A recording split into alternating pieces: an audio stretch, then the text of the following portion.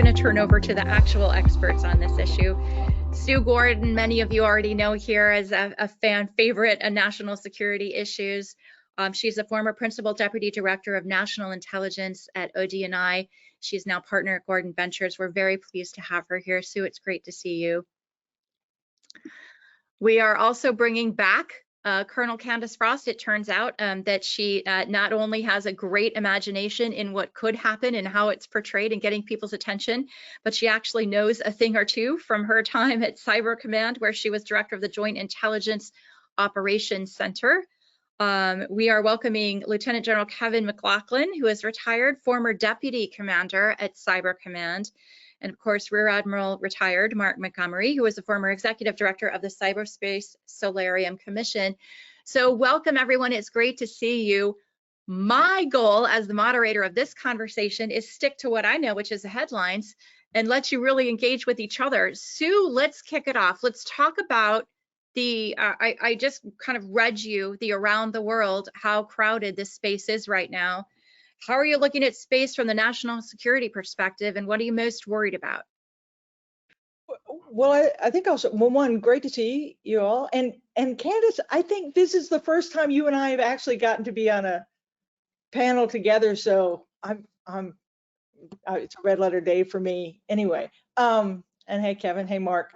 So I just, listen, space, like so many things, had a minute ago was a rarity and a relatively arcane discipline practiced by few people who treat it as their own domain. And now it is almost a commodity.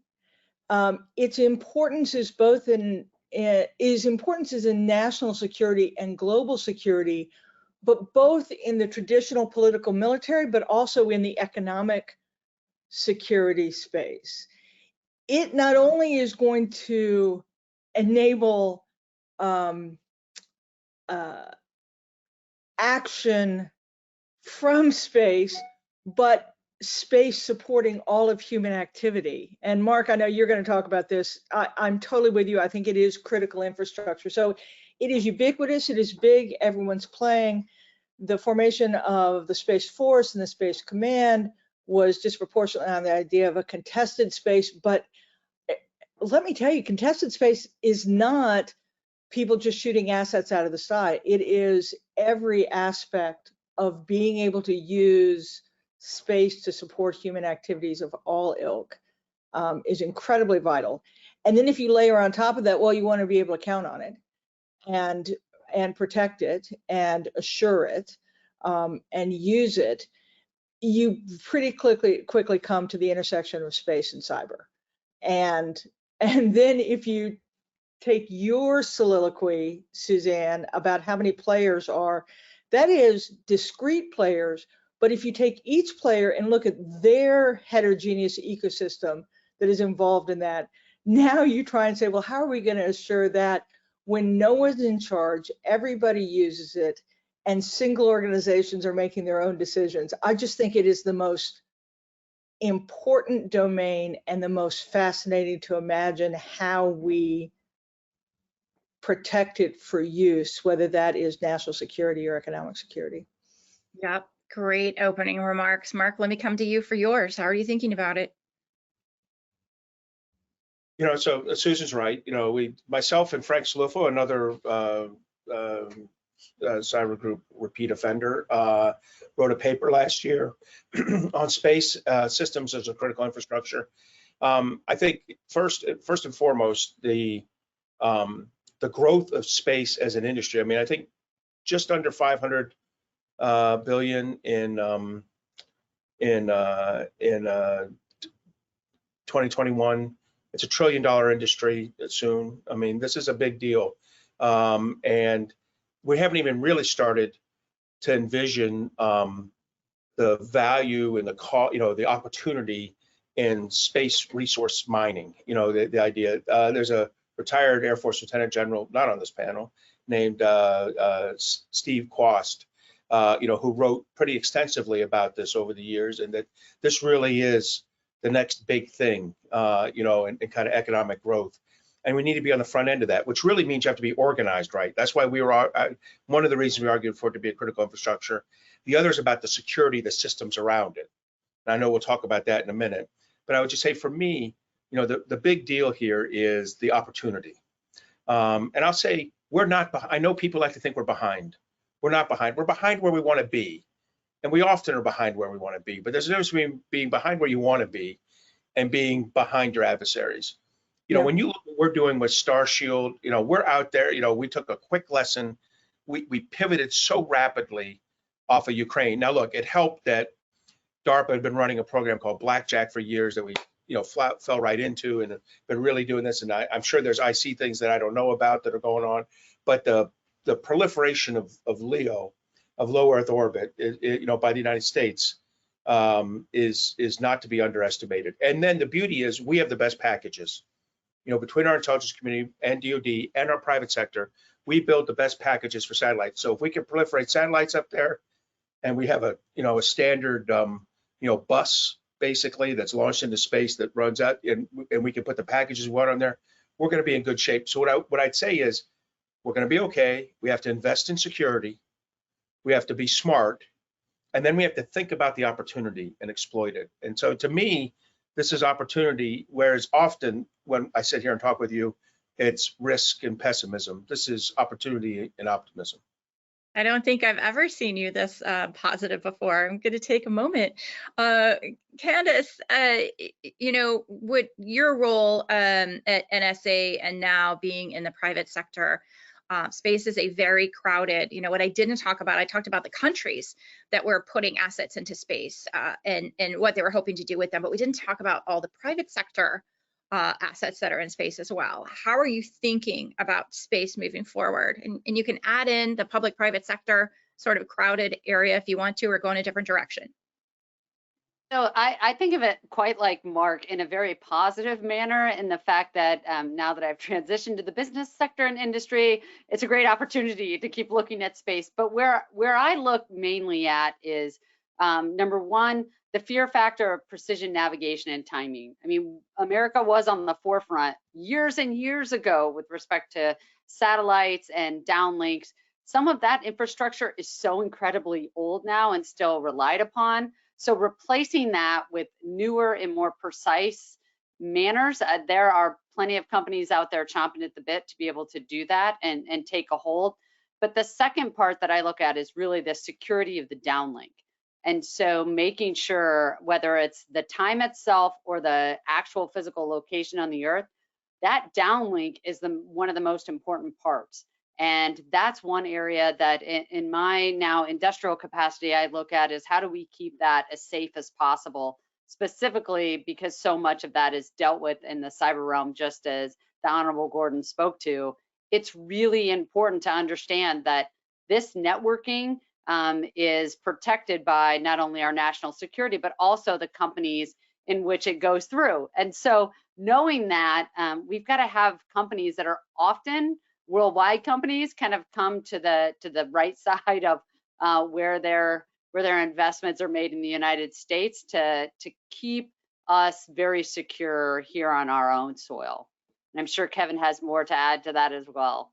Yeah, no small mission. Kevin, you just retired a couple years ago as a deputy commander at Cyber Command. I get that right? I probably messed it up 30 times by now. No, that's right. And I just, when I heard Mark a few minutes ago, I thought he said we had the very best patches, because in the space community, we had great patches, but I know he meant packages, but we do have the best patches too. But I don't disagree, and I would amplify everything that's been said by our panelists before. I thought, though, I just spent a few minutes. You mentioned a study that I've recently been working on with 3 other colleagues. We had a government sponsor, but it could have been a space, it could have been Navy, could have been almost any domain. But the focus of the study, which has been fascinating, was looking at what are the things inhibiting our ability to acquire, sustain, and operate cyber resilient, secure, defendable systems, but really thinking about the things the government builds, not SpaceX or others, but kind of looking at those purpose-built things that the U.S. government builds. And the thesis going into it was that we're spending a lot of money on it. It is very important. What senior leaders who are not cyber leaders, but are in the space community, are talking more and more about cyber resiliency as a high priority. But there's still a thought we're not getting every place that we need to get to as fast as we need to. And this study looked at sort of deconvolved the big ecosystem into the groups of people, the stakeholders. So we looked at the space group, which is acquisition and requirements and operations. We looked at the cyber equivalent, which is Cyber Command and NSA and others, and we looked at industry.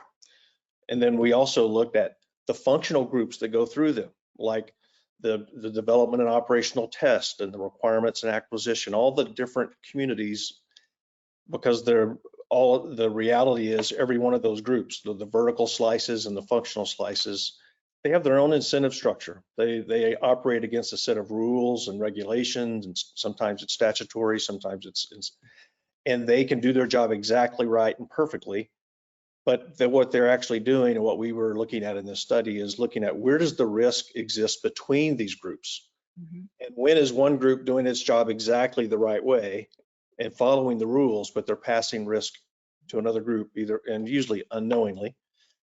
And the thought was, if that's happening, and we validated in the first part of the study it is, then it's, without making some sort of change, you're going to continue to fall short of actually building in the resiliency from the beginning that you would like to in these critical systems. We've talked all today about the dire nature of the threat, and so I won't repeat that. So that's what we've been working on, is kind of looking at that. If I just gave you a simple example, would be, you might have someone in one stakeholder group that would just say, why wouldn't industry just build cyber secure platforms? Why don't they just build them cyber secure to start with? And they say, well, we build what the customer says to build, and we're compliant with a set of compliance standards that they want us to be compliant to. We're not paid. And so you end up with all these different groups pointing fingers at, we're doing exactly what we're supposed to do. And so one of the things we're looking at, we have some support from at the right levels, is, well, instead of creating a new agency or all kinds of new organizations, what if you just got the right set of senior leaders that each had different statutory authority and responsibility, and actually they operated, they executed in the court, sort of coordination with each other, a set of changes that would flow down their respective lines of authority and actually begin to steer the iceberg, because it's pretty big bureaucracy, in the right direction, and not start with changing the world, but start with some simple things. And I'll give you one last example of a simple thing. Today, we have lots of systems that our warfighters use that I will just say have waivers in place, without telling you what they are, but they're waivers. They don't meet all the standards we would like them to, because they've been waived, and they have all the paperwork to waive it. Well, there's some program office that has the authority to grant the waiver, and they staff it through their process, and so they've done it the right way. But typically, that doesn't say you needed to go to the combatant commander that uses that system and get their coordination that the mission risk of having a not fully secure system is acceptable. So it's just, everybody did their job right, but we're just saying, well, what if the coordination process that the approving official had to do included the mission owner of the guy or person who used it, so that everyone's part of it, and maybe there would be a time where they'd say, I don't agree to that waiver, let's spend the money to fix it. And so, it's not a technology thing. These are mostly non-material, people, culture, process, and collaboration, which are sometimes a lost art in government. But I think that we've got great leaders that I think are willing to strap this on, that are serving today, and I thank every one of them. So that's just a little bit of the study that we've been working on, and Yeah, it's something that's fun to think about and fun to work on. I think you hit on the key to fixing everything, whether it's cybersecurity or space supply chain issues, that bringing together of the people and the technology and the organization. And Sue, how do you feel about sort of some of what Kevin and the other people who conducted this study are seeing the space and are seeing the issues with securing? Oh, I think you might be on mute. I think they see it perfectly. I'll do my version of it, which says we have devolved, because of the way space evolved, we have devolved into thinking about assets rather than the ecosystem, right? Rather than being able to see the whole architecture. And I think increasingly everyone recognizes that there are aspects of cyber threat to each one of those assets. But what we know in cyber, and we've learned this on the ground, is you can't perfectly protect it, that compliance and protection and technology aren't enough. And that somehow first we need to be able to see the whole of the ecosystem or the supply chain. And then second, we have to make a translation from compliance and protection to risk, right? And we see this just in every board I sit on is having the same challenge, where we have wonderful CISOs who talk us about how many endpoints are covered with name your product, but we don't get to the discussion of the board of what risk are we assuming with the choices that we make, knowing that we can't be perfect. So what I like about what Kevin's study is trying to do is say, first, we have to see it as a whole. Second, we have to be able to articulate what we're doing. And then third, we need to put together to say where we're accepting or managing risk. And that is a big lift to be able to do that. So I think there are probably some opportunities with some, I was going to call it a vertical, but it's really a horizontal in some of the new systems that we're putting up from the government to say, let's take a look at the whole thing. I will say that though we're all enamored with protecting on-orbit assets, I just think that that is such an expensive way to go. I think we really need to look at the easy ways. And I had the good fortune of leading a bunch of information operators, and I will tell you, information operators are fundamentally lazy. And so we can perfectly protect our on-orbit assets, and there are still incredibly vulnerable performance issues. So architecture, understanding what each asset is doing on the protection side, and then aggregate that so we can get to a final risk decision. And there's probably an economic reason for doing that as well as protection. But I think it has to start with the kind of thing Kevin talked about. And interesting, Mark, and I'd love your thoughts on this. Well, one, Candice, you are so linked to the practicing community that you jump in too. But I think we've all been talking around this, but we haven't put it into use yet. You know, we almost have to take a mission class and look at it and be able to say, okay, how do we even start thinking about understanding it before we can say this part the commercial sector has to take care of, this part is a ground architecture, and this space is an on orbit. So maybe this is just the next evolution in the understanding we've gained. I'll jump in and say I agree. You know, what you're saying is we should take JWAC and apply them to like our space systems, you know, and do a quick rundown of how would I best. I'm an intelligence officer. I would never say the word JWAC in a sentence. But there we go. But you know, to what JWAC means. Like the dumb one in the room. To target, you know, it's a way that we break down an adversary's centers of gravity into targetable sections. I mean, I'm oversimplifying it there, but certainly, look, you know, I was recently at an event with Phil Venables and Eric Horvitz from Google and Microsoft. They've done something called the PCAST, the President's Commission on Science and Technology, kind of looked at national critical infrastructure, and they're arguing, by the way, for a digital twin of our national critical infrastructure for exactly that purpose, because it's time to start. I think they call it the National Critical Infrastructure Observatory. I agree completely.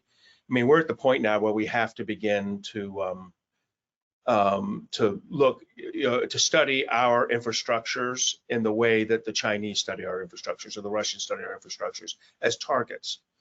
And so I think that broadly gets it to Susan's point. I would say this though, when I think about the threat to the space systems, you know, I mean, the least likely, there's 4 areas. The least likely is launch. You could certainly do something during launch, and certainly with supply chain, you could do something during launch. And you know, we all know, having studied, most of us on this call, having read the shuttle reports, you know, that that there's just an amazingly fragile ecosystem in that. So if you can mess with that with the supply system, good on you.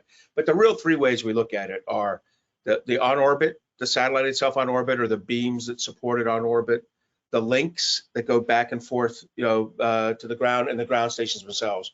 I'll just say, if I was an industrious adversary, I'd be working the ground stations over. You know what I mean? I can get maximum penetration for minimum effort, and really make hay there.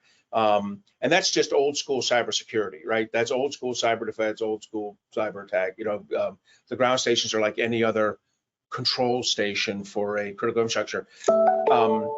The one thing that I think entices people about on orbit is the idea that you can't.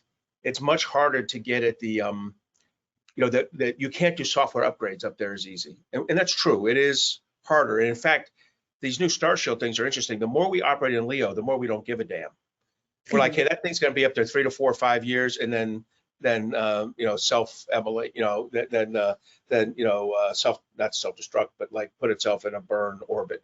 That's important. That's important. In a way, you're not. Maybe you'd want to patch, but you're not looking for big software updates, and it removes a problem, which is that getting an encrypted signal up with that can carry like a software upgrade, which is no easy feat. But my point on this is people are enamored with the on orbit. I'm going to work that ground station over until you tell me you've protected it to a degree that I can no longer take advantage. One thing I will say about the Chinese is they've taken a non-cyber approach to the on orbit, which is, reportedly, allegedly in the open press, they have created some satellites that appear to be carnivores, so to speak, to have some intent to damage U.S. Through different mechanisms, U.S. satellites. So this is all stuff to worry about in here, but let's just do what we know we can do, which is protect those ground stations first, try to get a secure system as you can in orbit, and make sure you're encrypting your links to the greatest degree possible. But I got to tell you, on the older stuff, that you needed to tell some engineers about 25 years ago when they were designing it, and 15 years ago when they were building it, and 10 years ago when they were launching it. That's the life cycle of the larger, MEO and GEO satellites, right? So, from my point of view, these LEOs are kind of like, get it right at the launch, get it up there, use it, burn it out, and go. Anyway, that's a long answer to Susan's question, her point. Yeah, Mark, you make a really good point kind of about the weakest link. And that point is that we can deal with the stuff on the not even in the terrestrial layer, on the ground itself. I think we just have to be cognizant of lessons learned, applied from the past, but project it forward in the future. What was it that got the military, the DoD, in the most damage in Iraq and Afghanistan? It wasn't the billions of dollars that were spent on these great orbital platforms. It was an IED that was with a cell phone and some bomb-making material. Where the same kind of similarities that we see in the space sector, it may not be a huge amount of money. It's just, how can I get within the system? What worries me the most when I kind of hear about this cooperative, kumbaya that we may have in the DoD is I just got out of a panel speaking about OSINT, and I just want to bang my head on the wall again. Like, we have been talking about this for years. Space Force was created. There wasn't an OSINT force created. The space, and by the way, mis and disinformation, Suzanne, I'll leave that to you for another exploration. But Space Force was created, and to give it the WASTA and HUSPA it deserves versus continuing to tack it back to the Air Force, I think that's one area that concerns me right now, because just as I've seen in different areas of our government on the information domain pointing fingers, no, this is your job, and there's no funding with it. I am very concerned in the Space Force that we're spending a tremendous amount of our acquisition dollars, resources, and putting requirements on areas that may not be the most under threat. And that's where, when we go back to risk that Sue was talking about, those are areas that the downlink stations really need. And Kevin, I'm sure you have a point to that. Yeah, I think there's a realization in the Space Force of the vulnerability of the ground. I mean, they've created an entire Delta 6 that's just putting mission defense teams in space ground systems, which they'd never done before. But I think if you think about this as critical infrastructure, it's the same issue we have with probably trillions of dollars of critical infrastructure fielded that we just can't replace it all. The space community is that way too. And so the study that we did looked at both the problem with securing all this deployed capability, which they don't, and then what do you do to fix it to where future things you build are built, with less risk built in. And so I don't think it's an easy, I'm not saying it's an easy problem, but what I'm saying is if we keep doing what we have been doing, we'll spend a lot of money, we'll generate a lot of heat and light, and we won't make a lot of progress. And so if I were going to say 3 sort of things that came out of this that I would say are worth, that we'll keep focusing on, one is a few of the senior leaders who actually are very close to their peers, want to work closely together in this and make progress. They are concerned, and I like the story. In fact, Candice, the last panel you were on about striking the fancy of the public, there's a few senior leaders that are like, how come we're all talking about the urgency of this threat, but there's still lack of urgency in business as usual about 2 levels down below each one of us, and program manager, you name it, it's not any one group. And they're like, how do you fix that? Well, leaders can fix that, by the way. Yeah, I mean, I'm just saying you go after it, and you take care of the last thing I'll say, and then I'll be quiet. This is a senior leader, the top of the pyramid accountability problem. This is not a CISO problem. It's not the comm squadron's problem. It's not the CDO's problem. It's the problem of people whose names start with commander or secretary or chief, and the folks below them. They know how to generate not lack of urgency. It's either you will show the right urgency and deal and manage the risk in the way that I'm talking to you about. And by the way, it's mission risk typically, not business risk. That's the currency. If you're not going to make the right decisions against the risk profile I've given you, then I will find a new human being to do your job. And you do that about 3 times, and all of a sudden people start showing urgency. So I think there's ways to get after it, but right now we're just generating more tools and more things and projects and frameworks. And so I think we can do better, and I'm going to keep working on it. Yeah, this being enamored with things and more of them, I just think we ought to have a mantra that says, oh, you wanted to be able to use it. Right? It's not, and how do we use it for effect? The other thing, and this is kind of a parking lot issue, but I just throw it out because you all inspired me. And I have said this for a long time, even when I was in the government. Now that I'm in the private sector, it may sound like I'm pandering. We have got to care about our commercial satellite industry. Leadership in this matters. Presence in this domain matters. And Suzanne, your little run around the world and talk of all the money that's going into it. I do not want our space comms layer to go the way of our broadband layer on the ground. And I get it. We like separating commercial from government for lots of reasons, but we actually have to care about our commercial industry because, again, the technologies that are fostering it have become more commodity than strategic advantage. And so it is about those who can make it easy to use in a world where everyone has figured out that space matters. And so thinking about the actual industry itself as a strategic element of our strength, I think is going to be increasingly important. And so I'd even change the word to a strategic infrastructure and say, that is why, look, I know they're about to reissue the PPD 21 and fail to call space a critical infrastructure. It's a mistake. The world's not going to end on it. I mean, they could literally a year later do an update that this government's not good at that. No administration is, no one's agile. But I will tell you, this is a lost opportunity because what really has to happen is we got to understand there is a DoD space infrastructure and that needs to be a subsector and handled. But what happens is in the absence of that, DoD is just this gorilla moving around, and the IC or gorillas moving around the room, making it hard for everybody else to operate, saying not here, not there. We need leadership, by the .gov, which is either NASA or commerce. I don't care what, there's a big argument for commerce in the sense that it gets at that having a definite thinking about opportunity in business. There's a good reason for NASA, because I think the NASA administrator wakes up in the morning and says space, space, space, whereas the Commerce Secretary wakes up in the morning and says chips, chips, chips. You know, but one of those two's got to lead this. If you don't have leadership on this, if you leave it like a nebulous space council with 4 staffers at the White House, that will not provide the leadership we need to properly shelter, develop, and blossom our, you know, that's the wrong words, to continue our dominance of our commercial space industry. And it's a big mistake, I think, to not be organized for success. I just tell generally in my military career, the least organized person never won the battle. So, you know, I want to get organized and get this done right. And we're probably going to lose an opportunity here, but that doesn't mean the rest of us don't need to keep pushing on it.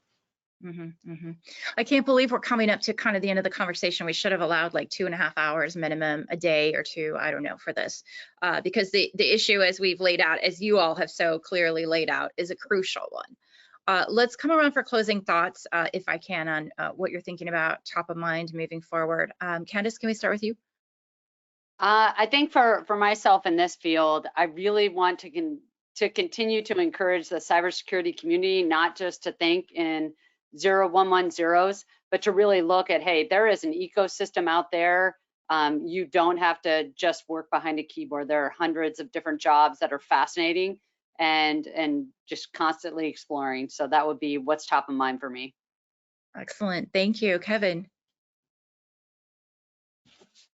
Kind of off the cybersecurity side, but just extending the discussion about Sue's point about protecting commercial. I think the reality is also that pure commercial is increasingly becoming part of critical for national defense. And there's some parts of our community that hate it and are resistant it, say it's not going to happen, we can't trust it.